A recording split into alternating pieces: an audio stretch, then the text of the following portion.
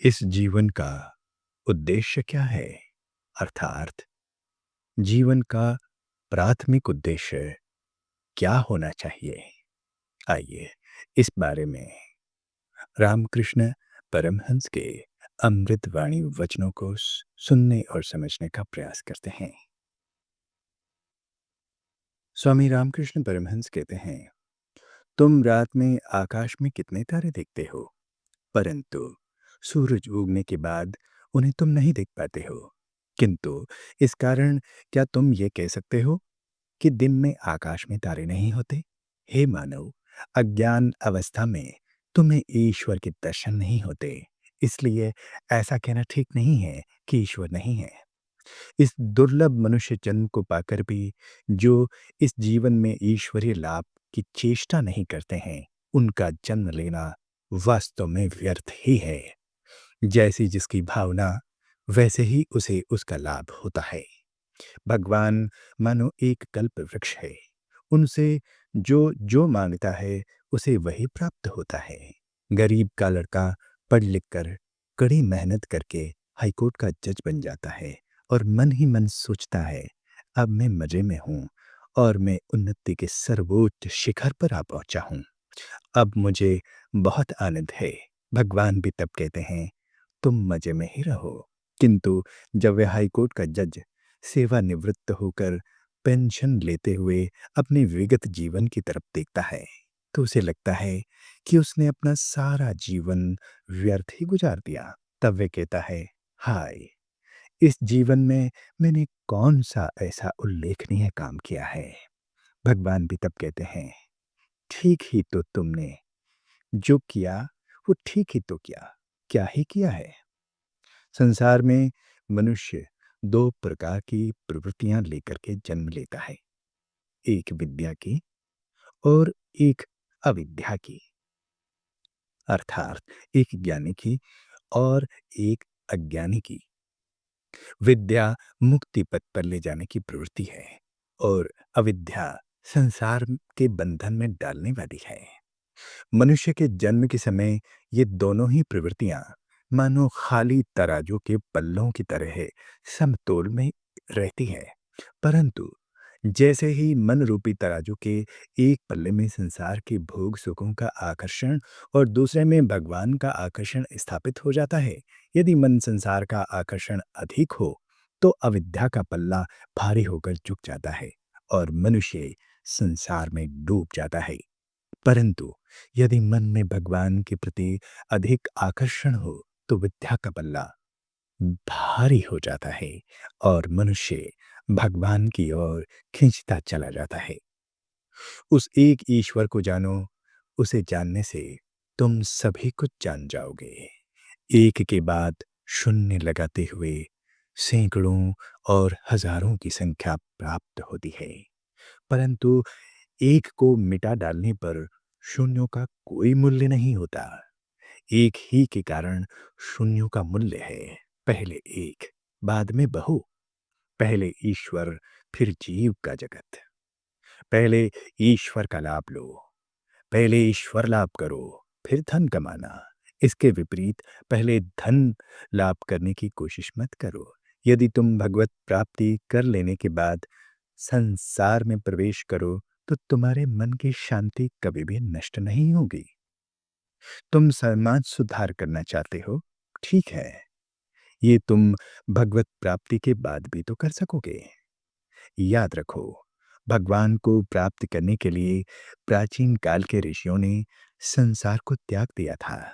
भगवत प्राप्ति ही सबसे अधिक आवश्यक वस्तु है। यदि तुम चाहो तो तुम्हें अन्य सभी वस्तुएं मिल जाएगी। पहले भगवत प्राप्ति कर लो, फिर भाषण करना, फिर समाज सुधार करना और आदि आदि चीजों के बारे में सोचना। मुसाफिर को नए शहर में पहुंचकर पहले रात बिताने के लिए किसी सुरक्षित डेरे का बंदोबस्त कर लेना चाहिए। डेरे में अपना सामान रखकर वह निश्चिंत होकर शहर देखते भी घूम सकता है। परंतु यदि रहने का बंदोबस्त न हुआ हो तो रात के समय अंधेरे में विश्राम के लिए जगह खोजने में उसे बहुत तकलीफ उठानी पड़ती है। उसी प्रकार इस संसार रूपी विदेश में आकर मनुष्य को पहले ईश्वर रूपी चिर विश्राम धाम प्राप्त कर लेना चाहिए। फिर वे निर्भय होकर अपने नित्य कर्तव्यों को करते हुए संसार में भ्रमण कर सकता है। किंतु यदि ऐसा न हो तो मृत्यु की घोर अंधकार पूर्ण भयंकर रात्रि आएगी। तब उसे अत्यंत क्लेश और दुख भोगना पड़ सकता है। बड़े बड़े गोदामों में चूहों को पकड़ने के लिए दरवाजे के पास चूहादानी रखकर उसमें लाहे मुरमुरे रख दिए जाते हैं। उसकी सौंधी सौंधी महक से आकृष्ट होकर चूहे गोदाम में रखे हुए कीमती चावल का स्वाद चखने की बात भूल जाते हैं और वहीं लाही खाकर खाने में चूहेदानी में जाकर के फंसकर मारे जाते हैं। जीव का भी ठीक इसी प्रकार का हाल है। कोटि कोटि विषय सुखों के घनभूत समष्टि स्वरूप ब्रह्मानंद के द्वार देश पर अवस्थित होते हुए भी जीव उस आनंद को प्राप्त करने के लिए प्रयत्न न करके संसार के क्षुद्र छोटे जो विषय भोग हैं सुख में जो है वो माया के फंदे में फंस करके मारा जाता है। जैसे एक पंडित ने पूछा, थियोसॉफी वाले कहते हैं कि महात्माओं का अस्तित्व सूर्यलोक, चंद्रलोक, नक्षत्रलोक, देवयान आदि विभिन्न लोक और स्तर सत्य है और सूक्ष्म मनुष्य का सूक्ष्म शरीर इन सब स्थानों में जा सकता है। वे लोग इस तरह की बातें बताते हैं। अच्छा महाराज, थियोसॉफी के बारे में आपका भला क्या मत है? श्री रामकृष्ण जी ने कहा, भक्ति ही एकमात्र सार वस्तु है। ईश्वर के प्रति भक्ति। क्या वे लोग भक्ति के लिए प्रयत्न करते हैं? अगर ऐसा हो तो ठीक है। अगर उनका उद्देश्य ईश्वर का साक्षात कराना हो तो अच्छा है। लेकिन याद रखो, सूर्यलोक, चंद्रलोक, नक्षत्रलोक आदि तुच्छ विषयों में डूबे रहना ईश्वर की खोज का सही रास्ता नहीं है। उनके चरण कमलों में भक्ति के लिए साधना करनी पड़ती है। अत्यंत व्याकुल हृदय से रोते हुए उन्हें पुकारना पड़ता है। विभिन्न विषयों में बिखरे हुए मन को खींच लाकर पूरी तरह से ईश्वर में ही लगाना पड़ता है। चाहे वेद का हो, चाहे वेदांत का हो, चाहे कोई और शास्त्र का हो, ईश्वर किसी में नहीं है। उनके लिए प्राणों के व्याकुल हुए बिना कुछ नहीं होगा। खूब भक्ति के साथ व्याकुल होकर उनकी प्रार्थना करनी चाहिए, साधना करनी चाहिए। ईश्वर लाभ इतना आसान नहीं है, उसके लिए खूब साधना चाहिए। क्या सभी लोग भगवान के दर्शन पा सकेंगे? किसी को भी दिन भर भूखा नहीं रहना पड़ता। किसी को सवेरे 9 बजे, किसी को दोपहर के 2 बजे, तो किसी को शाम के वक्त भोजन मिल जाता है। उसी प्रकार से जन्म जन्मांतर में किसी न किसी समय इसी जन्म में या अनेक जन्मों के बाद सभी को निश्चित रूप से भगवान के दर्शन होते ही हैं। छोटा बच्चा घर में अकेले ही बैठे बैठे खिलौने लेकर मनमाने खेल खेलता रहता है। उसके मन में कोई भय या चिंता नहीं होती। किंतु जैसे ही उसकी माँ वहां आ जाती है, वैसे ही वे सारे खिलौनों छोड़कर माँ माँ की पुकार करते हुए उसकी ओर दौड़ जाता है।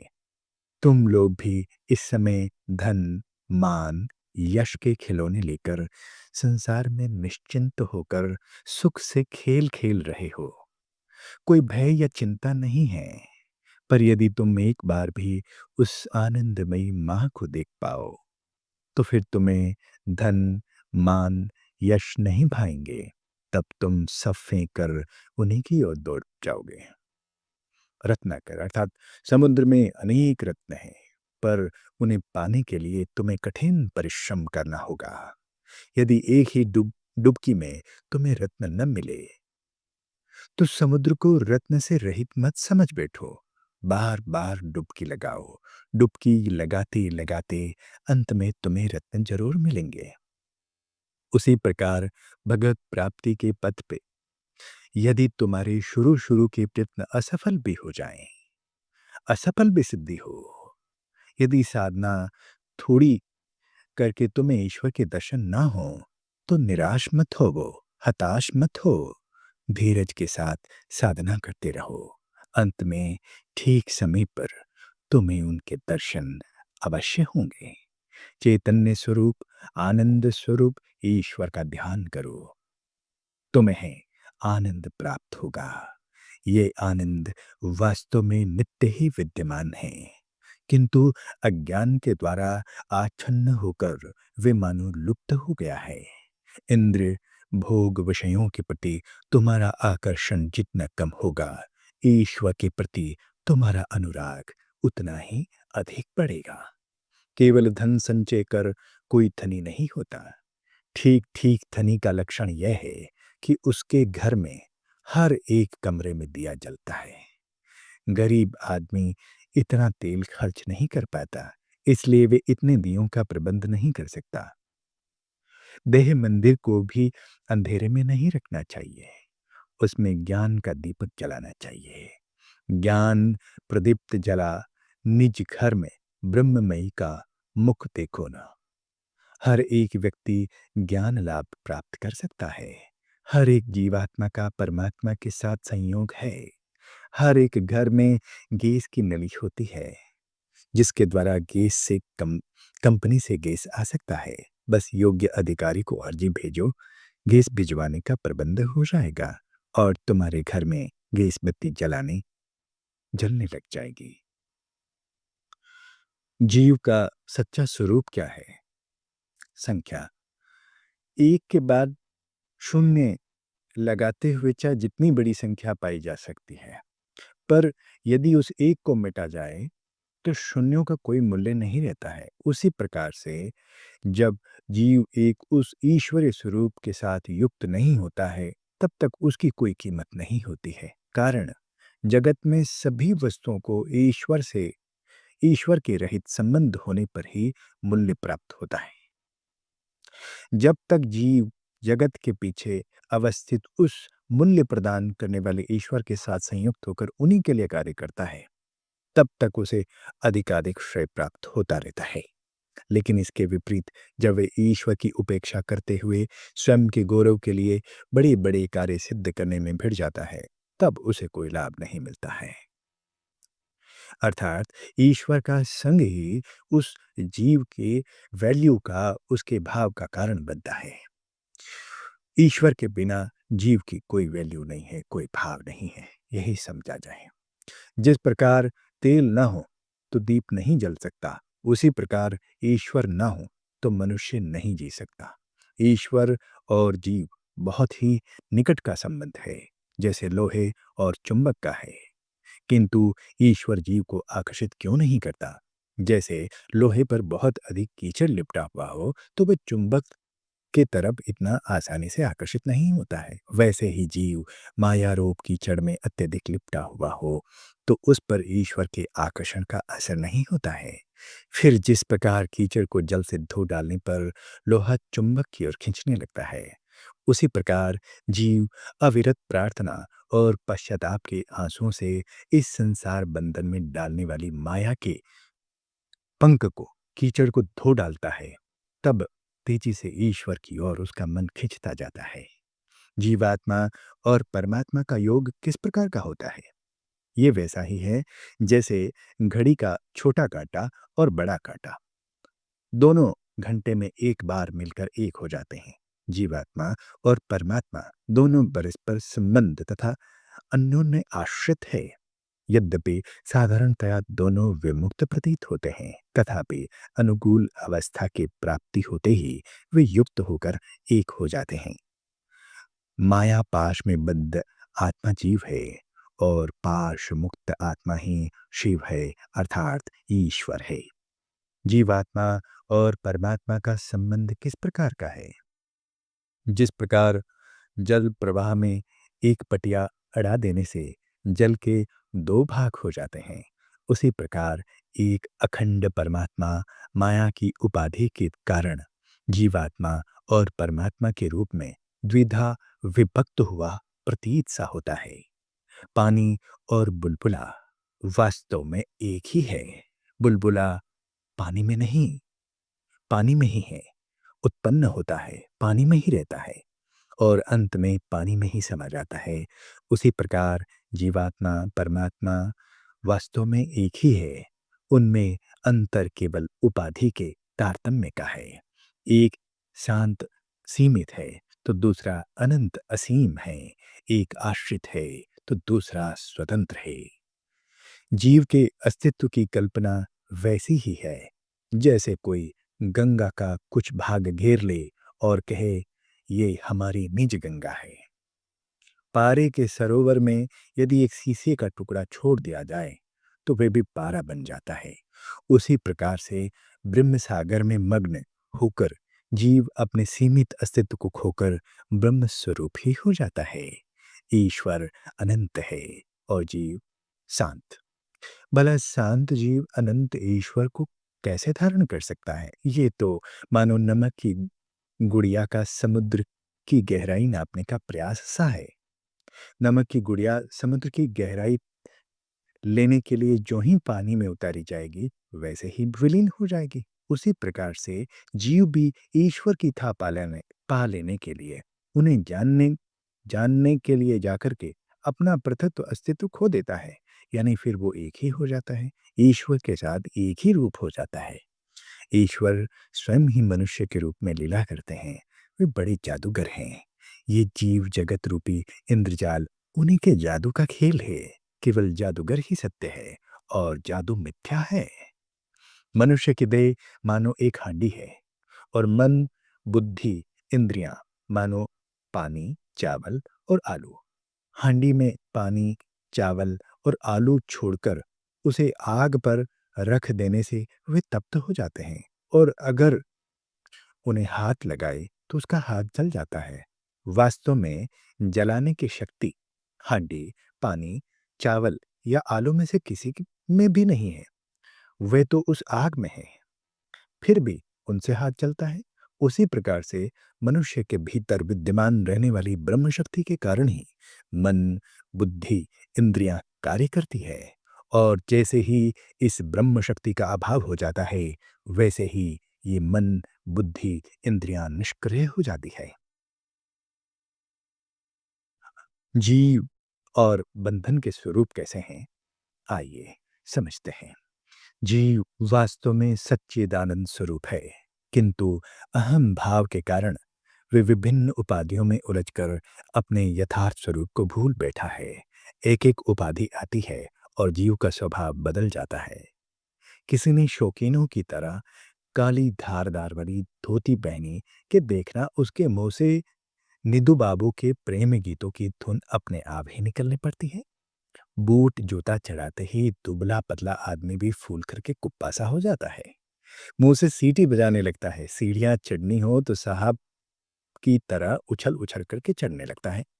मनुष्य के हाथ में यदि कलम रहे तो उसका गुण ऐसा है कि सामने वाले जैसा भी कागज का टुकड़ा क्यों न बढ़ जाए, वे उसी पर कलम घिसने लग जाता है।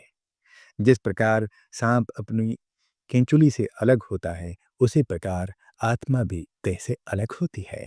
आत्मा निर्लिप्त है। सुख, दुख, पाप, पुण्य आदि देह पर ही परिणामकारक होते हैं। आत्मा पर उनका कोई परिणाम नहीं होता। जैसे धुआं सिर्फ दीवारों को ही काला करता है, दीवार के बीच अवस्थित आकाश पर उसका कोई परिणाम नहीं होता। वेदांतवादी कहते हैं कि आत्मा पूर्ण अलिप्त है, निर्लिप्त है। सुख, दुख, पाप, पुण्य आत्मा पर कोई प्रभाव नहीं डाल सकते, किंतु वे देह अभिमानी व्यक्तियों को क्लेश दे सकते हैं। जिस प्रकार धुआं दीवार को काला कर सकता है, पर आकाश को कुछ नहीं कर सकता। सत्व, रज और तम के तारतम्य से मनुष्य भिन्न भिन्न स्वभाव के होते हैं। वस्तुतः सभी जीवों का यथार्थ स्वरूप एक ही है, किंतु अवस्था भेद के अनुसार वे चार प्रकार के होते हैं। एक बुद्ध, दूसरे मुमुक्षु, तीसरे मुक्त या चौथे नित्य मुक्त। किसी मछुए ने नदी में जाल डाला। जाल में बहुत सी मछलियां फंसी। कुछ मछलियां तो जाल में पड़कर एकदम शांत निश्चेष्ट पड़ी रहीं। उन्होंने बाहर निकलने की बिल्कुल भी कोशिश नहीं की। कुछ ने भागने की बहुत कोशिश की, काफ़ी उछल-कूद मचाई, किंतु वे भाग न पाई और कुछ किसी तरह कूद-फांद कर भाग निकली। इसी प्रकार संसार में भी 3 प्रकार के जीव होते हैं। एक बद्ध जीव, जो कभी मुक्त होने का प्रयत्न ही नहीं करते। मुमुक्षु जीव, जो बंधन में होते हुए भी मुक्त होने का प्रयत्न करते हैं और यानी मोक्ष की इच्छा वाले जीव। और मुक्त जीव, जिन्होंने मुक्ति प्राप्त कर ली है। 3 गुड़ियाएँ हैं, 3 मूर्तियाँ हैं।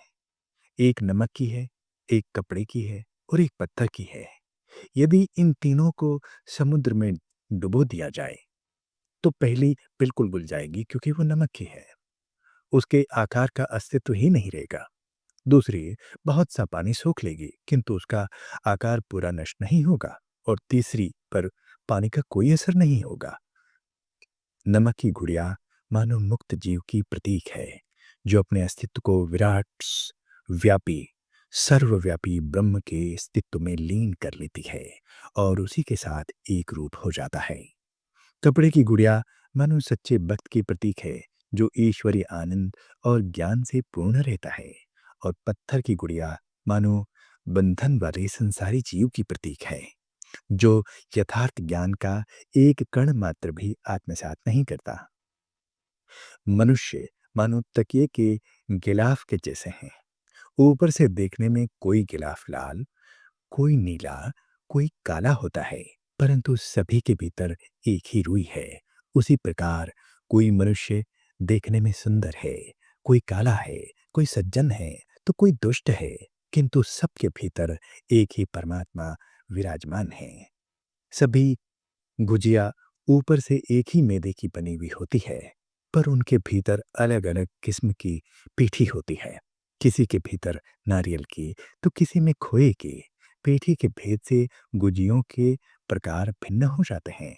उसी प्रकार सभी मनुष्य एक ही उपादान से निर्मित हुए हैं और उसी अंतःकरण की पवित्रता के तारतम्य से गुण से अलग-अलग हो जाते हैं। यद्यपि ब्राह्मण के घर में जन्म लेने से सभी ब्राह्मण होते हैं, फिर भी उनमें से कोई तो बड़े पंडित बनते हैं, कोई पुजारी होते हैं और कोई रसोई घर में काम करते हैं और कोई वेश्याओं के दरवाजे पर भी लौटते हैं। ये ठीक है कि बाघ के भीतर भी परमेश्वर विद्यमान है, शेर के भीतर भी भगवान विराजमान हैं, पर इस कारण से उसके सामने नहीं चले जाना चाहिए। उसी प्रकार यद्यपि अत्यंत दुर्जन और दुष्ट व्यक्तियों के भीतर में भी ईश्वर विराजमान है, तथापि उनकी संगति करना ठीक नहीं है। ये सत्य है कि सभी जल नारायण स्वरूप है, किंतु सभी प्रकार का जल पीने के योग्य नहीं होता है। उसी प्रकार ये सत्य है कि सभी जगह ईश्वर का वास है, फिर भी सभी स्थान जाने योग्य नहीं होते हैं। किसी जल में सिर्फ पैर धोए जा सकते हैं, किसी में केवल मुख धोया जा सकता है, कोई जल पिया जा सकता है, तो कोई ऐसा भी जल है जिसको स्पर्श भी नहीं किया जा सकता है। इसी प्रकार किसी स्थान में ठहरा जा सकता है, कहीं देखने भर के लिए जाया जा सकता है और किसी-किसी स्थान पर तो दूर से ही दंडवत करके भाग जाना पड़ता है। जो आदमी बहुत ज़्यादा बड़बड़ करता है, जो सब बातें पेट में ही छिपा रखता है, जो कान में तुलसी पत्र लगाकर धार्मिकता का ढोंग रचता है, जो औरत बहुत लंबा घूंघट निकालती है और जिस तालाब में काई छा गई हो, उसका ठंडा जल, ये सब बहुत हानिकारक होते हैं। इनसे सावधान रहना चाहिए। मृत्यु और पुनर्जन्म के बारे में क्या कहा है, आइए समझते हैं। संसार आसक्त बद्ध जीव मृत्यु के समय भी संसार की ही बातें करता रहता है। बाहर माला जपने, गंगा नहाने और तीर्थ यात्रा करने से क्या होगा?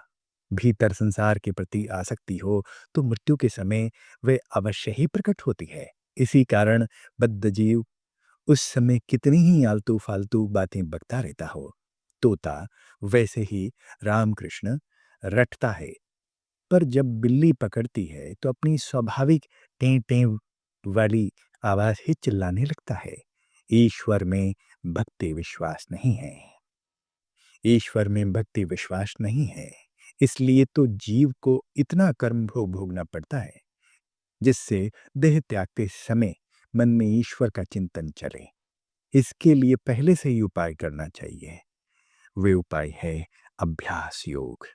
यदि जीवन भर ईश्वर चिंतन का अभ्यास किया जाए तो अंत समय में भी मन में ईश्वर का ही विचार आएगा। ठीक मृत्यु के समय मनुष्य जो कुछ सोचता है उसी के अनुसार उसका अगला जन्म होता है। इसलिए साधना भी अत्यंत आवश्यक होती है। निरंतर अभ्यास करते हुए जब मन सब तरह की सांसारिक चिंताओं से मुक्त हो जाता है तो उसमें सब समय केवल ईश्वर का ही चिंतन होने लगता है। फिर तो मृत्यु के समय भी वे नहीं छूटता। अगर कच्ची मिट्टी की हांडी फूट जाए तो कुम्हार उस मिट्टी से फिर नई हांडी बना सकता है, किंतु पकी हुई हांडी के फूट जाने पर ऐसा नहीं किया जा सकता। इसी प्रकार अज्ञान अवस्था में मृत्यु होने से मनुष्य को फिर जन्म लेना पड़ता है, किंतु ज्ञान अग्नि में अच्छी तरह से पक जाने के बाद यदि मृत्यु हो तो भी उसका पुनर्जन्म नहीं होता है। सिद्ध भुना हुआ धान बोने से अंकुर नहीं निकलता। असिद्ध बिना भुने धान से ही अंकुर निकलने लगते हैं। इसी प्रकार से सिद्ध होकर के मरने से मनुष्य को फिर बार बार जन्म लेना नहीं पड़ता है। परंतु वे असिद्ध अवस्था में यदि मरे अर्थात बिना ईश्वर को जाने हुए मरे तो बारंबार जन्म और मृत्यु के चक्र में उसको घूमते रहना पड़ता है। इसी को माया के रूप में चक्कर पड़ना ही कहते हैं। ओम तत्सत।